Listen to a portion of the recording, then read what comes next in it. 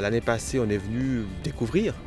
On a installé les premiers champs qu'on a appelés jardins photovoltaïques. Le marathon des sables, le désert pendant une semaine, monter, démonter tous les jours.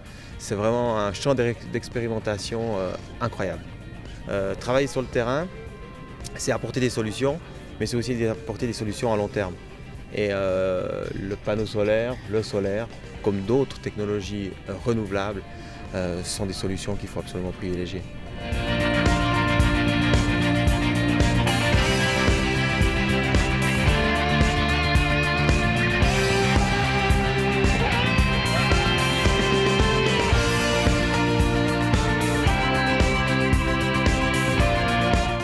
Et cette année, on vient avec du matériel un peu plus adapté, avec l'expérience.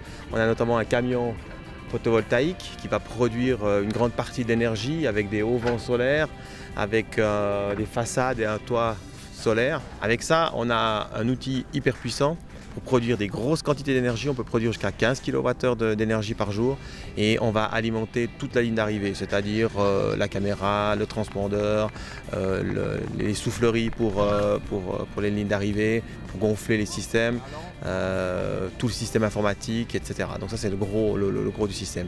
Et on vient aussi avec cette fois des supports gonflables sur lesquels on met les panneaux solaires. En quelques minutes, c'est installé. L'année passée, il nous fallait 2 heures pour mettre un jardin, mais ça, c'est le fruit de l'expérience.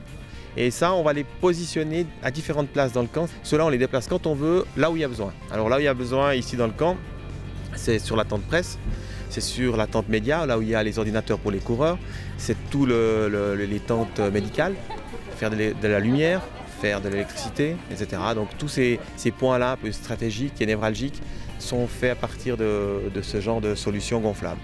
Et puis après, on a toujours nos petits systèmes, hein. On est né avec nos petits systèmes Highland. Et on a le tout petit, de plus en plus de coureurs l'ont sur le sac à dos, vous pourrez sûrement le voir. Ensuite, on a le moyen qui est un petit système qui fait 2 kg, sur lesquels on peut brancher un ordinateur portable. Celui-là est plus utilisé pour les journalistes. Il y a 2-3 journalistes ici qui l'ont pour travailler tranquillement la journée, ils se mettent dans un coin, ils ont leur énergie. Et ensuite, on a les tubes qui sont des systèmes un peu plus gros, 11 kg, qui sont plus adaptés au checkpoint. Et là, ils vont fournir un peu de lumière, fournir un peu d'électricité pour les 2-3 petites choses qu'il y a à faire sur les checkpoints, peut-être un peu d'informatique, quelque chose comme ça.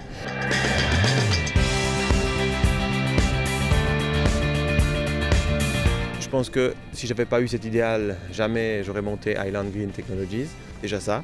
Ensuite, plus on avance, plus on se rend compte qu'il y a une part de commercial en nous par rapport au fait qu'il faut vendre pour faire survivre la société, mais l'idéal reste. Et ça, je pense que c'est le plus important. Jamais en fait, on a discuté avec des clients sans qu'il y ait une volonté même du client de faire de l'écologie.